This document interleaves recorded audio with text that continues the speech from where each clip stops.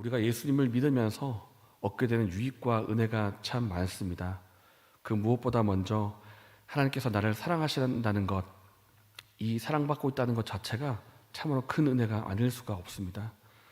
우리가 처음에는 내가 세상에 왜 태어났는지, 내가 어디서부터 와서 어디로 가는지 전혀 알 수가 없었습니다. 마치 우주 한복판에, 아주 캄캄한 우주 한복판에 던져진 것 같은, 앞뒤를 알 수가 없고 무엇이 참이고 그릇인지도 알 수가 없는, 그렇게 어둠 속을 헤매는 삶을 살다가 예수님 만나면서 깨닫게 되는 것입니다. 하나님이 나를 알고 계시고 나를 사랑하시는구나. 하나님의 아들 예수님이 나를 너무너무 사랑하셔서 십자가에 죽기까지 나를 사랑하시는구나.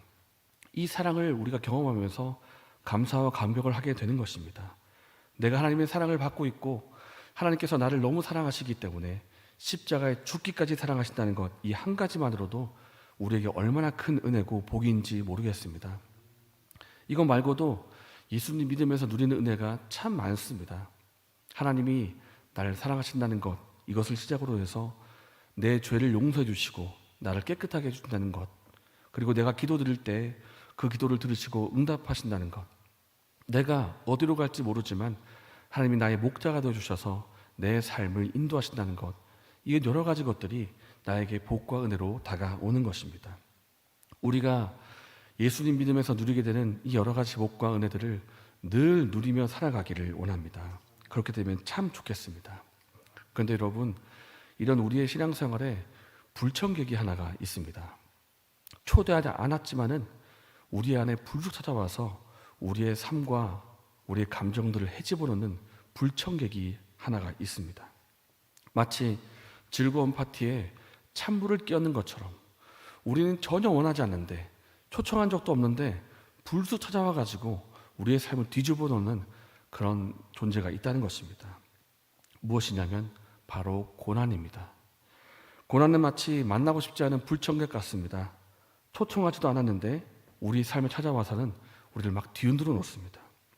우리를 고통스럽게 하고 고민하게 하고 눈물 흘리게 만든 것이 바로 고난입니다. 그런데 이 고난이 내가 주로 겪기 때문에 나만 너무 힘들어 이렇게 생각할 수가 있겠지만, 사실 이 고난이 우리가 사는 이 시대에 나만 겪는 고난이겠습니까? 그렇지가 않습니다. 창세기의 인물인 욥, 이 욥기를 통해서도 우리가 알 수 있는 것처럼 이 고난이라고 하는 주제는 창세기 때부터 시작된 아주 오래된 주제이고, 이 말씀이 기록된 베드로 시대 때의 일이기도 합니다. 사실 베드로 시대 때 초대교회가 받았던 고난은 우리가 지금 겪고 있는 것보다는 훨씬 더 크고 훨씬 더 강렬하고 잔인했던 고난이었습니다. 저기 그리스도인 잡아라 하면서 보이는 족족 잡아가지고 감옥에 쳐넣었습니다. 그리고 한때 황제가 오늘 밤에 내 정언을 좀 밝힐 수 있는 횃불이 필요하면 좋겠다라고 하면서 그리스도인들을 잡아가지고 산채로 불에 태우기도 했습니다. 그리고 베드로 시대 조금 이후에 일기도 했습니다마는 콜로세움을 세워가지고 그리스도인들을 잡아서 사자밥으로 던져넣기도 했습니다. 이렇게 베드로 시대에 받았던 고난이 너무나 크고 잔인하다 보니까 하나님께서, 이 고난을 알고 계신 하나님께서 베드로를 통해서 고난에 대한 메시지를 주시는 것입니다. 고난이 찾아올 때 우리가 이 고난을 어떻게 받아들일 것인가, 이 고난 중에 우리가 살고 있을 때 우리가 어떤 삶을 고난 중에도 살아야 되는가라는 것들을 이 말씀을 통해서 우리에게 가르쳐주고 있다는 것입니다. 오늘 우리도 이 베드로전서를 살펴보면서 고난에 대한 메시지를, 교훈을 받기를 원합니다. 첫 번째는 우리가 고난을 만날 때 이상하게 여기지 말고 기뻐하고 즐거워하라는 것입니다. 함께 12절부터 13절까지의 말씀을 읽겠습니다. 사랑하는 자들아, 너희를 연단하려고 오는 불시험을 이상한 일 다하는 것 같이 이상히 여기지 말고 오히려 너희가 그리스도의 고난에 참여하는 것으로 즐거워하라. 베드로가 우리에게 주시는 첫 번째 메시지는 고난을 받을 때 이상하게 여기지 말고 즐거워하라는 것입니다. 즐거워하라. 여러분, 이 말씀 이해가 되십니까? 고난이 오면 즐거워하랍니다. 혹시 여러분 중에 고난이 참 즐거운 분 계십니까? 저는 고난이 너무 즐겁습니다. 고난 너무 환영하고요. 지금보다 고난 더 많이 받았으면 좋겠습니다. 웰컴 하면서 환영하는 분 혹시 계신다면 제가 한번 꼭 만나 뵙고 싶습니다. 정말 신기해서 그런데요. 사실 우리 가운데 고난 좋아할 사람은 아무도 없을 것입니다. 심지어 예수님도 십자가의 고난만큼은 피하기를 원하셨던 것처럼 고난은 고통스러운 것이고 우리를 힘들게 만드는 것이고 그 자체로 전혀 즐겁지가 않습니다. 그러나 사도 베드로가 우리를 향해서 고난을 즐거워하라라고 말했던 것은 고난 그 자체 때문이 아니라 고난이 우리에게 주는 그 의미가 있기 때문입니다. 곧 어떤 의미인가? 내가 예수님과 함께 고난을 받고 있다는 이 사실, 그리고 예수님이 고난받으신 이후에 영광을 누리셨던 것처럼 나 또한 지금 고난이 지나가면 영광을 누리겠구나라고 하는 이 사실이 우리를 기쁘게 할 수가 있다는 것입니다. 내가 그냥 어떤 일반적인 고난이 아니라 그리스도께서 받으신 종류의 그 고난을 나도 받고 있는 것구나, 이 사실이 우리를 기쁘게 한다는 것입니다. 고난이라고 다 똑같은 고난이 아닙니다. 어떤 고난은 참 부끄러운 고난이 있고요, 그리고 어떤 고난은 영광스러운 고난이 있습니다. 부끄러운 고난은 어떤 고난이겠습니까? 내가 잘못해서, 내가 죄를 지어서 받는 징계의 고난입니다. 선을 행했기 때문이 아니라 죄악을 행했기 때문에, 다른 사람의 유익을 누리게 해주기 때문이 아니라 악을 행하고 그 사람의 해를 가했기 때문에 내가 받게 되는 고난, 이것은 내가 잘못했기 때문에 칭찬받을 것이 한 가지도 없습니다. 오히려 세상 사람들로부터 손가락질 받을 수 있는 그런 종류의 고난이 부끄러운 고난인 것입니다. 그러나 내가 예수님의 이름 때문에 받는 고난이 있습니다. 내가 잘못해서가 아니라 복음 때문에, 예수님의 말씀에 순종하기 때문에 받게 되는 그 고난은 영광스러운 고난입니다. 왜냐하면 이 고난은 예수님께서 받으신 그 고난과 같은 종류의 고난이고, 내가 이 고난을 통해서 예수님이 가신 길을 같이 걷고 있다는 의미가 되는 것이고, 예수님이 고난 후에 영광을 받으신 것처럼 나 또한 영원한 영광을 누리게 될 것이라는 그 소망이 있기 때문에 영광스러운 고난이 된다는 것입니다. 예수님의 이름 때문에 내가 고난받고 있다, 이 사실이 주는 이 고난의 의미가 정말 많습니다. 내가 하나님의 자녀가 맞구나 라고 하는 확신을 갖게 하는 것이 이 고난 가운데 주어집니다. 내가 잘못된 길을 걷지 않고 있고 내가 말씀을 순종하는 길을 걷고 있구나, 내가 잘 살고 있구나 라는 이 확신이 또한 고난을 통해서 얻을 수가 있다는 것입니다. 고난에 대한 유명한 일화가 있습니다. 1700년대에 말을 타고 복음을 증거했던 감리교를 창시한 존 웨슬리라는 사람입니다. 그 당시에 자동차가 없었기 때문에 늘 말을 타면서 전국 방방곡곡으로 돌아다니며 복음을 전했던 사람인데, 이 존 웨슬리가 말을 타고 다닐 때마다 늘 따라오는 것이 있었다고 합니다. 무엇인가 하면 돌멩이하고 달걀입니다. 존 웨슬리가 복음 전하는 게 너무 듣기 싫다는 것입니다. 저 사람 너무 재수없다는 것입니다. 그러니까 복음을 증거할 때마다 돌멩이를 던지고 달걀을 던지는 바람에 늘 따라오는 것이 그거였습니다. 그러던 존 웨슬리가 하루는 말을 타다가 갑자기 말에서 내리고는 무릎을 꿇고 고심하면서 기도하기 시작합니다. 무슨 기도였을까요? 이런 기도였습니다. 하나님, 왜 오늘은 돌멩이가 날아오지 않습니까? 하나님, 왜 오늘은 달걀이 던져지지 않는 것입니까? 제가 3일 동안 복음을 전했는데 그 3일 동안 한 번도 달걀이 온 적이 없습니다. 하나님, 제가 무슨 죄를 범했습니까? 혹시 제가 주님을 떠나 있는 것인가요? 저를 살펴주시고 죄가 있으면 제가 회개하겠습니다. 다시 주님의 길을 걷게 해주십시오라고 기도하던 그런 사람이었습니다. 그런데 그 기도를 듣던 어떤 사람이 저기 멀리서 웨슬리라는 것을 알아보고 벽돌을 하나 던진 것입니다. 근데 그 벽돌이 맞지 않고 스쳐 지나갔습니다.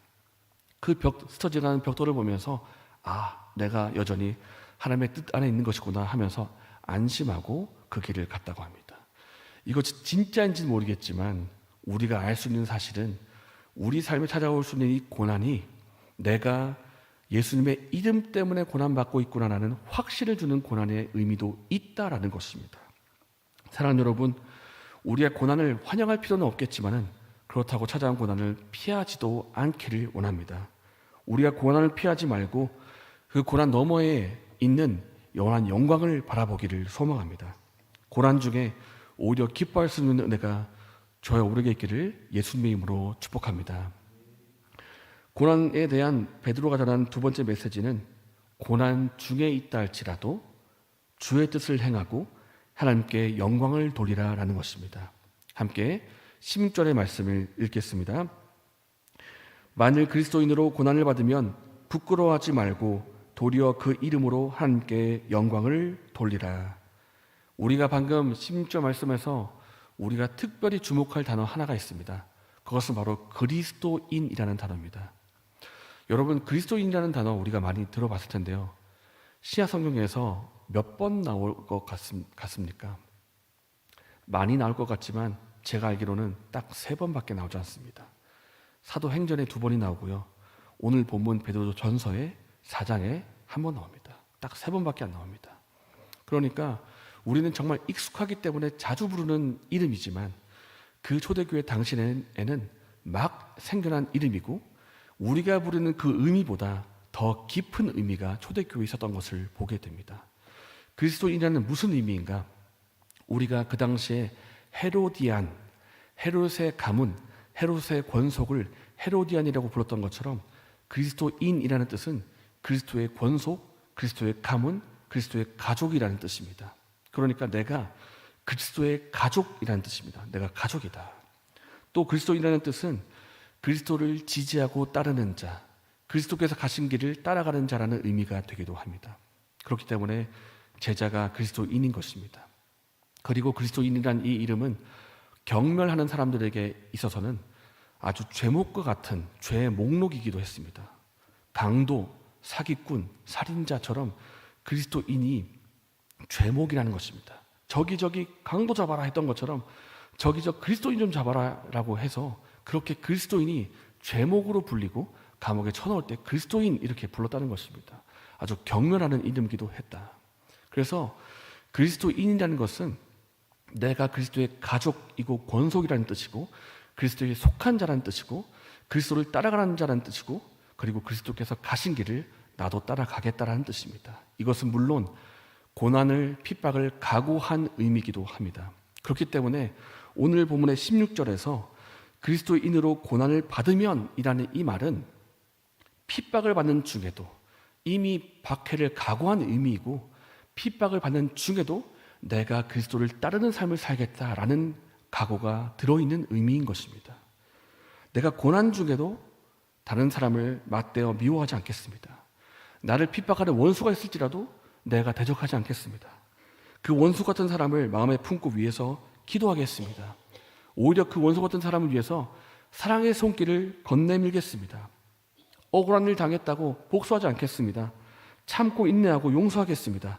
고난 중에도 잠잠히 참고 인내하며 주님 바라보겠습니다. 무엇이 주의 뜻인지를 이해하고 그 뜻에 순종하는 삶을 살겠습니다. 라는 말이 그리스도인으로 고난을 받으면 이라는 뜻인 것입니다. 그리스도인으로 고난을 받으면 고난 중에도 내가 나를 내려놓고 그리스도를 따라가겠습니다. 내 욕심, 내 생각, 내 계획 다 내려놓고 주님께서 고난 중에 앞서가신 그 길을 나도 따라가겠습니다라는 뜻이 그리스도인으로 고난을 받으면에 들어있다라는 것입니다. 이 길이 쉽겠습니까? 정말 어려울 것입니다. 그럼에도 불구하고 우리가 이 길을 가는 이유가 무엇이겠습니까? 이 길이 하나님께 영광을 돌리는 길이기 때문입니다. 세상 사람들은 복수하라고 합니다. 세상 사람들은 받았으면 되돌려주고 더 강하게 갚아주라고 합니다. 너를 괴롭히는 원수 같은 사람이 있으면 밟아 죽이라고까지 합니다. 그런데 이런 세상인데 그렇게 살지 않는 누군가가 세상 속에 있는 것입니다. 그 사람을 보면서 궁금해합니다. 너는 대체 왜 복수하지 않느냐? 너는 대체 왜 안 갚음하지 않느냐? 너는 왜 원망하지 않고 불평하지 않고 욕하지 않고 참고 인내느냐? 너는 혹시 바보냐? 라고 하면서 그 사람의 속을 들여다봤더니 그 마음속에 그리스도가 계시더라는 것입니다. 그것을 보면서 이 사람은 다른 사람이구나. 이 사람에게는 그리스도가 계신 거라고 하면서 우리가 그리스도를 따라가는 이 삶의 모습이 하나님께 영광 돌리는 방법이라는 것입니다. 그래서 우리가 그리스도가 계시다는 것을 하나님의 이름의 그 영광을 우리가 고난 가운데 그리스도를 따라가면서 나타낼 수가 있다는 것입니다. 우리가 그 삶을 살아가기를 소망합니다. 우리의 삶에 불청객처럼 고난이 다가올 수가 있고 핍박이 올 수가 있습니다. 그러나 우리가 이 고난에 대한 시각을 달리하기 원합니다. 불평하거나 원망하거나 원수처럼 여기고 대적하고 그러지 말고 우리가 복수하지 않기 원하고 비방과 조롱을 받아도 맞대어 욕하지 않기를 원합니다. 대적하지 않고 품고 기도하기 원합니다.